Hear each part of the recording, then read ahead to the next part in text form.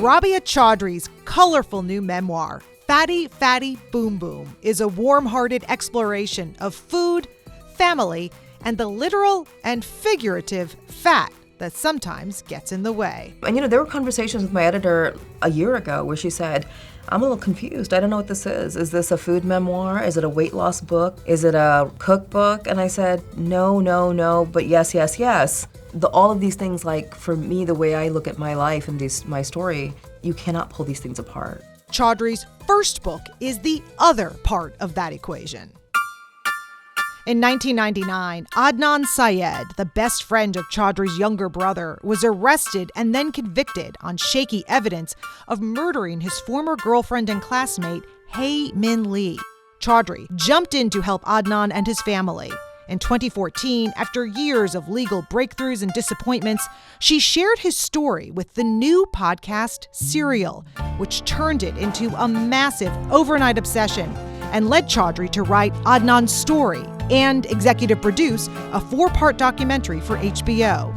Then, this fall, Adnan was released. I began this memoir 3 years ago, but then the timing just so happened that as we were getting closer to publication date, the reviews and everything were coming in and we're promoting the book heavily before it came out. I started getting word behind the scenes that there's going to be some movement in Adnan's case, it looks like.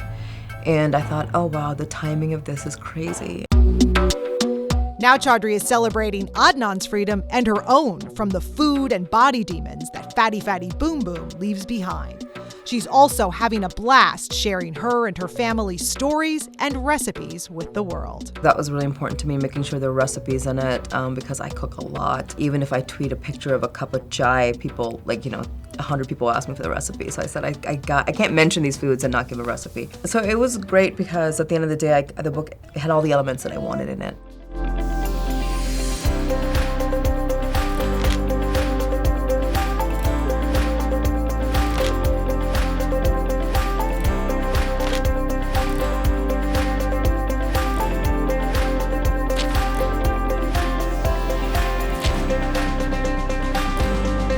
Rabia Chaudry, thank you so much for joining us. Thanks for having me.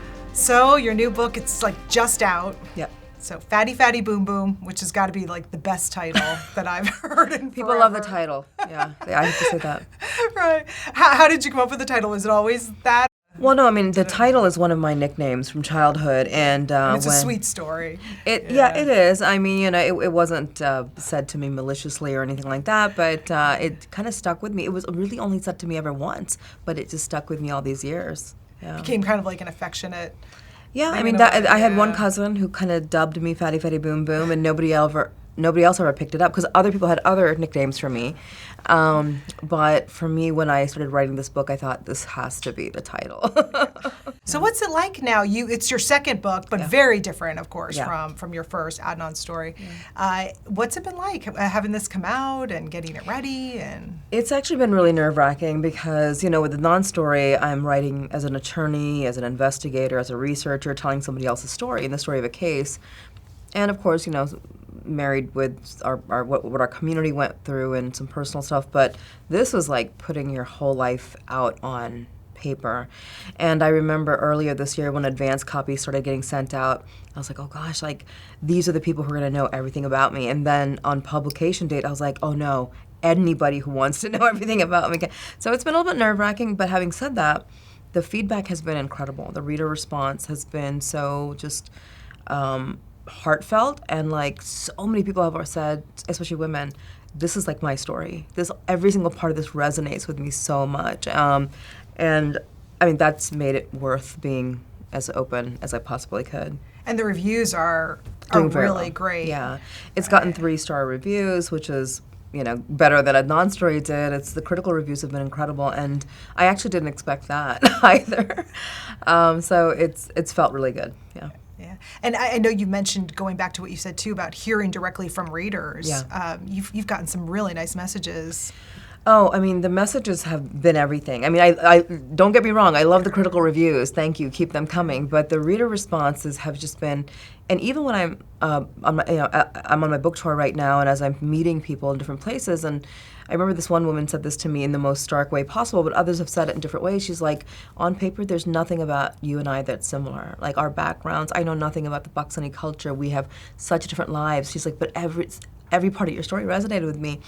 And she was going to be getting weight loss surgery the following week after we were having like this event. And so, yeah, that's just been the most, I think, gratifying thing about the book is just seeing how many people, not that the story resonated with them, but also for a lot of people. I mean, there was one woman who wrote and said, I have just now, after reading this book, released the shame of weighing 100 pounds in 4th grade.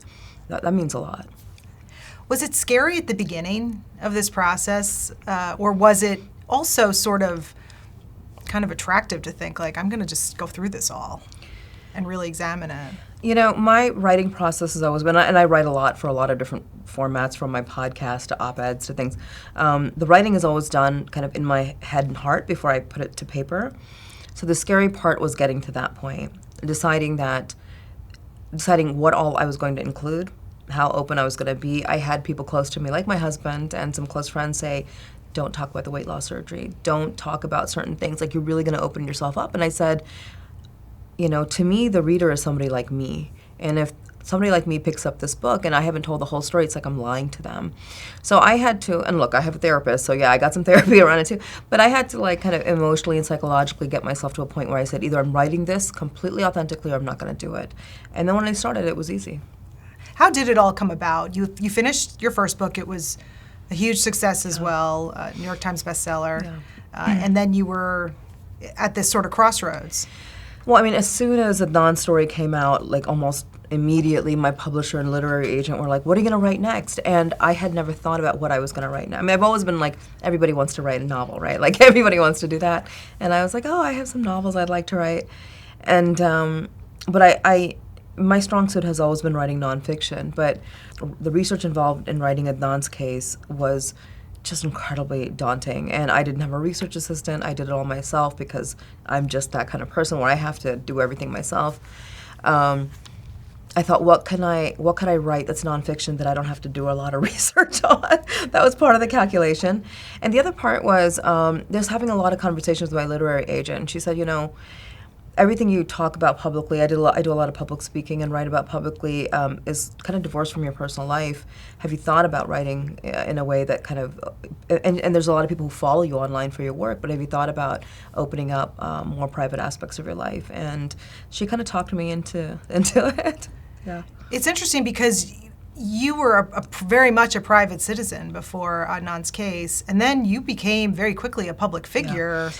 I mean, the thing is, like, you know, it was an issue of scale. I mean, before Serial came out, I had a column with Time magazine. I still did a lot of public speaking. I was an international security fellow at 2 very prominent think tanks.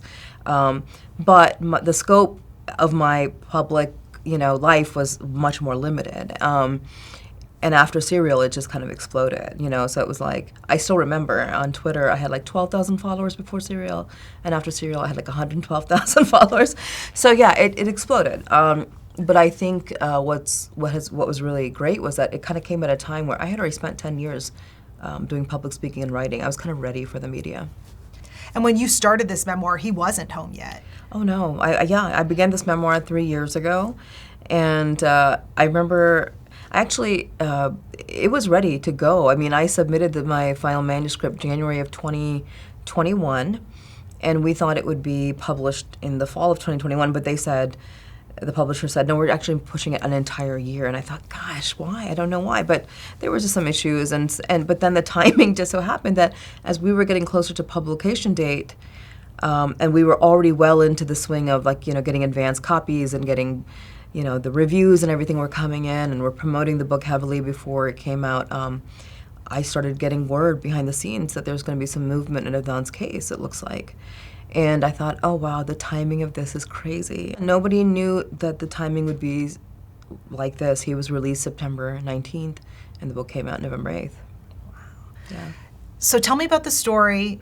I call it a story because even though it's your life, you really unfolded and unravel it for us in this really beautiful narrative. Yeah, I've gotten a number of comments from readers who have said that, like by the end of the book, they're like, I feel like I'm your friend, and I didn't want the story to kind of end, and that feels really good because the way I wrote it it's chronological. I mean, like, you're there from the moment my parents get married, and then I'm born, and chapter by chapter, it's just as I grow up, and it's just, elementary school, middle school, high school, college, my first marriage, my second, so you are kind of with me throughout my whole life, and there's no way for me to take out the Pakistani cultural elements from this story, and all of my family food stories are around Pakistani food. So that was really important to me, making sure there were recipes in it, because I cook a lot, and even if I tweet a picture of a cup of chai, people 100 people ask me for the recipe. So I said I can't mention these foods and not give a recipe. So it was great because at the end of the day, the book came out exactly like it had all the elements that I wanted in it. All the layers that I wanted in it. And that's hard. Yeah, it's hard because, and there were conversations with my editor a year ago where she said, I'm a little confused. I don't know what this is. Is this a food memoir? Is it a weight loss book? Is it a cookbook? And I said, no, but yes. All of these things, like, for me, the way I look at my life and my story, you cannot pull these things apart. Like, these are very important. It was interesting because my editor, and she's fantastic, but she didn't tell me until about a year ago. She said, I'm not really a foodie. I don't cook. I've never had a weight issue. So I was like, well, why'd you even buy this book? I mean, like, what about the proposal even resonated with you? And she said, so it's hard for me to understand how you can talk about, like, how miserable you felt in times and how out of control, but then talk about, like, food with such, like, indulgent language and how much you love it, but at the same time it brings you so much pain. And I said, but that is the essence of the struggle for so many people. No, you can't live without food. But a lot of society wants people who are heavier than the norm to not be able, like, it's like we don't have permission to like food or love food, It can only be something that, we have to earn that privilege or we're punished for enjoying it, Just processing it with her has been helpful for me to like kind of understand like why I couldn't like separate these issues as well. I think it's especially true and hard to sort of understand if you haven't grown up as you did between two worlds. Whatever your culture is, your food, and it's your parents' link to their childhood. It's your link to childhood memories of visiting your family. Yeah, I mean, when you come from an immigrant family, when you are an immigrant, I'm an immigrant. That is one of the few aspects of your identity that you're able to bring with you to this country. And comfort, yeah. Mm-hmm. I mean, when I'm traveling, the first thing I want to do when I get home is have a plate of steamed white rice and dal with copious amounts of butter and ghee. So yeah, but people, whether they have a good or bad relationship with food, like, I mean, food is so meaningful to our lives, to our traditions, to our like family stories. It's true for everybody across cultures. So this story starts for you in Pakistan because that's where you were born. Yep. And you move at 6 months? Yeah, I was 6 months old, yeah. 6 months old. And tell us about that, how that journey began for you. I mean, well, my father is a veterinarian. He's retired now, of course. He was actually the head veterinarian at the National Zoo in Pakistan, and he was in his early 30s, and he had kind of already hit the pinnacle of his career. There's nowhere to go in terms of going up from that position. A lot of his friends who he went to veterinary school with were getting visas to the United States because the U.S. government was hiring hundreds of veterinarians to work in the U.S. Department of Agriculture. And I think a lot of people don't know that there's like this huge cabal of like South Asian veterinary doctors who've been here for decades overseeing the food supply here. And so my dad said, you know what, I want to give it a shot. And he did, and he got the visa. And him and my mom had been married about a year when it happened. And he came first, and I was just a few weeks old when he came. And then 6 months later, he had saved up enough money for a ticket for my mother and I. They were the first of both of their families to leave the country, so it was really hard. And like a lot of immigrants, they showed up here with a couple $100 in their pockets and maybe the phone number of a friend, who could help them. As a reader, too, the thing that I felt that was just as poignant, really, as the other aspects was what you're describing and what you're explaining is what it's like to be an outsider. There's been times, believe me, that I've thought, maybe we should move to another country, me and my family. And I just thought about, even given my language skills, my education, my access, things are a lot easier now than they were back then to do that. But I don't know if I have the courage to do it. So it takes a lot of courage for immigrants to do that. Yeah. And as a child of immigrants, you grow up in this strange limbo, in a way, between the two worlds. I think up until the age I was 11 or 12, my parents would say all the time that we're just kind of laying the foundation for your education, and we're going to go back. We're going to go back. So there's a party that's always like, first of all, what does go back mean? Like, I don't really know that country, but also I don't kind of really fit in here. Because my dad worked for the U.S. Department of Agriculture, we grew up in these tiny little agricultural communities where a lot of times we were the only people of color. I mean, in Kansas, Nebraska, Lancaster County, Pennsylvania.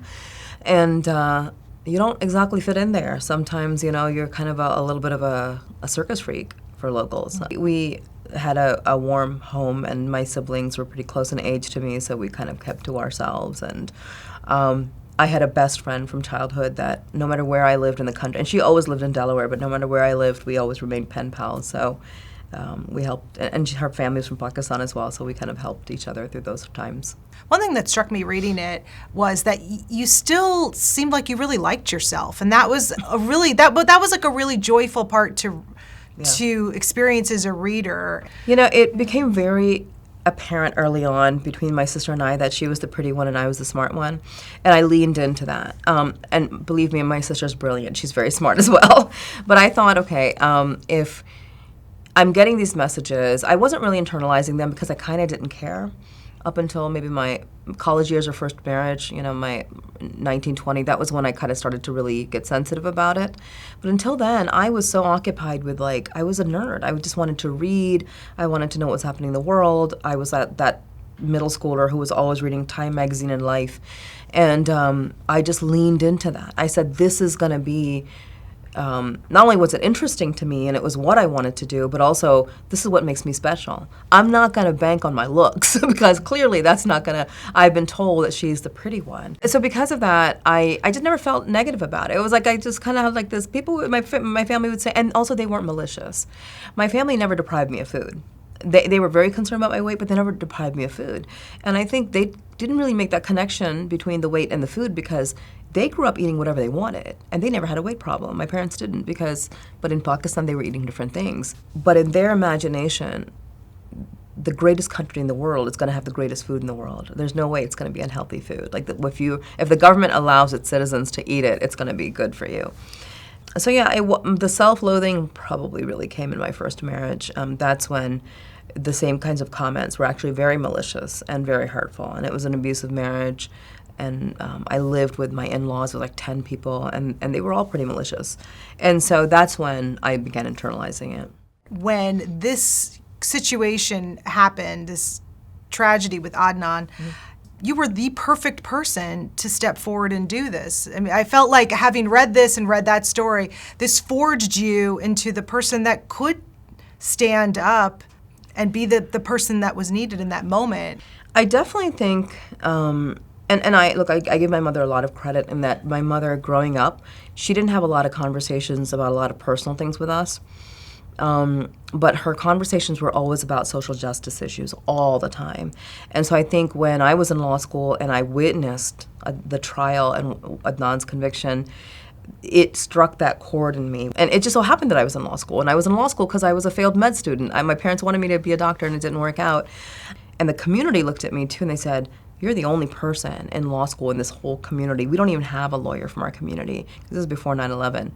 After that, we had lots of them. But so I was the closest thing, and I thought, well, this can't be a coincidence. That I've known him since he was, 12 years old. I'm in law school. Our parents live in the same community. I've witnessed all of this. Like, I was put in this position for a reason to do it. And having witnessed it myself, maybe if I hadn't gone to the trial, I wouldn't have been so just like relentless about it. But having seen it with my own eyes, I couldn't walk away. Do you think if you hadn't gone through all of this, these struggles with fitting in, with your weight, with having to sort of fight for your own future, getting out of your first marriage, I can't imagine that you would have been able to do what you did for Adnan had you not already gone through all of this for yourself? I mean, I think there was a little bit of forging and steel type of thing, and I also think that if I had been the kind of young woman who was more concerned about maybe some like superficial things versus like these like real serious issues, I was just a serious kid, and maybe it would have been different. And so, because I wasn't, and I remember, especially after Serial happened, there were so many times that I thought, and I was that person who avoided the camera my whole life. I show up in one yearbook picture, I think, or maybe two, like from my entire life. And I remember thinking, I don't want to do another interview. I hate the way I look. I'm so uncomfortable. I feel so terrible. And then I thought that versus like what I would be sacrificing if I didn't do it, and how important that was. And so I just leaned into being the nerd again and said, well, my bread and butter is not my looks anyway, so it's okay. You have so much fun with this book. You have a playlist. Yeah. Tons of recipes. Yeah. Your social media, you're having a blast on social media. You're meeting fans. You're really enjoying it. Yeah. Tell me about that, the playlist. You talk a lot about that in the book, just your love of Bollywood and music. The playlist had to happen because I wanted Fatty Fatty Boom to be kind of like a sensory experience in many ways, even from the cover design. That cover design is so meaningful to me because it looks really joyful to folks, but the letters are actually, the font is made out of Pakistani embroidery. Like, it's a very traditional embroidery. And the minute I saw it, and the woman who designed it, she's a Pakistani-American graphic designer, as soon as I saw it, I'm like, oh my gosh, this is it. Like, so I wanted it to be, because when you are from certain ethnicities, everything is a very sensory experience. Like, we are a very colorful people, right? We're loud, we like music, and even as I was writing the book, your food is attached to memories, but obviously we all know music is attached to memories. And as I was writing it, I would remember writing a certain chapter or a certain part of, and being like, oh, I remember, like, this is the song I was listening to on repeat at the time. And so the idea came forward that, how do we also include that as part of this? And the playlist is very much like maybe half Pakistani and Bollywood, and then half some American songs, Western songs. But you're going to get a dose of like South Asian music in it. And this book really is a love letter to all the things that made you, to your culture, to your family, to where you are now. You really do feel by the end of it like you. Yeah. No, I don't think I could write another memoir. I'm like, this is kind of it. But this is, somebody said to me, and I thought this was really, and actually I think I pinned it because somebody tweeted at me, that of all the work you're going to be remembered for, that you've done, maybe this is actually what you're going to be remembered for. And I thought that was really, that means I did it right.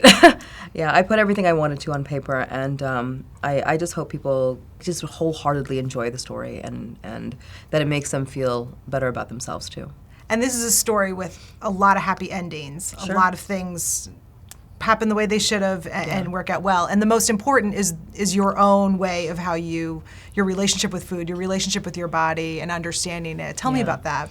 I felt like by the end of the book, the reader will have solved the mystery of my body with me, basically. That works. I really did feel that. Yeah, right? Like, so, because you're going to go through all the trial and errors that I did, and all of us, anybody who has ever struggled with, and you don't have to be a certain weight or a certain size, but almost everybody I know of every size and shape is always kind of trying to do something to modify their body. But everything, what haven't I done, from keto to banana diets, and everything in between, every kind of exercise, slogging away, and I don't know why it took so many years. It wasn't until I was 44 that I discovered strength training and eating more calories versus starving myself, and finally not hating my body, because the resentment had been for all these years that no matter what I do, you won't change. I have no control over you. You have defeated me. And to finally realize that I had just been doing it all wrong, and it wasn't my body's fault. Like, I had just been given bad information all these years. It was pretty liberating. And now to be able to look forward, and you have so much life ahead of you. Maybe, hopefully. We'll see. We hope, right, exactly. Yeah. But where you can truly now enjoy your body and enjoy what it can do for you. Yeah. And, right. Yeah. If I could evangelize strength training, especially for women above 40, I would do it. But it's in small doses for now. I think there's a real mental component to it, too, that is so healthy.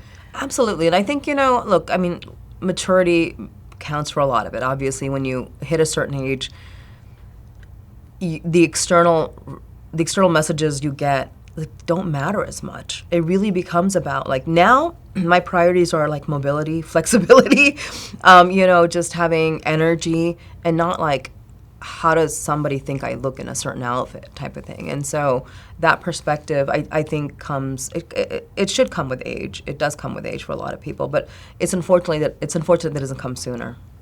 You have 2 daughters. How did this impact the way that you were able to sort of change the script for how they view themselves? I had a little bit of a really sad kind of revelation as I wrote the book, because my eldest I had when I was 22. And that was at a time when I'm in this abusive marriage. My life is very much out of control. And I'm eating in secret. I'm eating really terrible things. There's a lot of self-loathing. And then my next daughter I had over a decade later, like 11 years later, in my 30s, when I was a different person and I was eating very differently. And what I realized when I was writing this book is that my eldest, who is now 25, her eating patterns are very much my eating patterns from my 20s. And my 14-year-old, her lifestyle and eating patterns are very much like what she's seen in her formative years. So she goes to the gym and she eats a lot of fruits and vegetables because that's what she has seen. And it was never about conversations with them. I just realized that it's what I had been modeling. And so that's so much more powerful than talking to your kids about it when they're just going to do what you model for them. So what is your life like now? You've got, oh my gosh, you have so many balls in the air. Yeah, it seems like it. But I'm doing everything I love to do. It's incredible. I mean, the core of my work has been, and I made a very conscious decision after Serial, to lean into innocence work. I wasn't doing that. I was doing national security policy work at the time Serial came out. And I thought, well, if the momentum dies after Serial, then Adnan's not coming home. And then as we were continuing to work on Adnan's case, other defendants came to us, other families, innocent people. So for 7 years, I've been doing like primarily innocence work as like kind of the core of my work. That is the core of my work. I right now still have 3 or 4 innocence cases I'm looking at and investigating. They take a long time. They take years. But, the way I'm able to fund that work is through podcasting. So you make the podcast, right? So it seems like the work is the podcast, but that's the result of the work. The work is everything you do like before that podcast airs. So I have a couple of podcasts, and I love to write. So I'll probably continue to write a book every few years, hopefully, if the publishing world allows me to. But I can foresee myself doing innocence work for the rest of my career. How is Adnan doing? Oh, he's doing great. He's doing well. He's not quite ready for the media and for like a public, being really public yet. It's going to take time. There's a lot of trauma. I'm encouraging him gently to get therapy and stuff because he probably needs it. But he's just recently, I just got him we're getting him like into technology, got him a laptop. He's going to start a job soon, and we're very excited about that. And he wants to go to law school. At the end of the day, what do you want your readers and fans to walk away with after reading? I hope that the readers who have similar struggles and see their story in mine walk away with a sense of forgiveness for themselves and just some liberation, because that was really what was important to me. I couldn't write this book until I got to that point, and I hope others are able to do the same. Rabia Chaudry, thank you so much for joining us. It's been a pleasure. Thank you.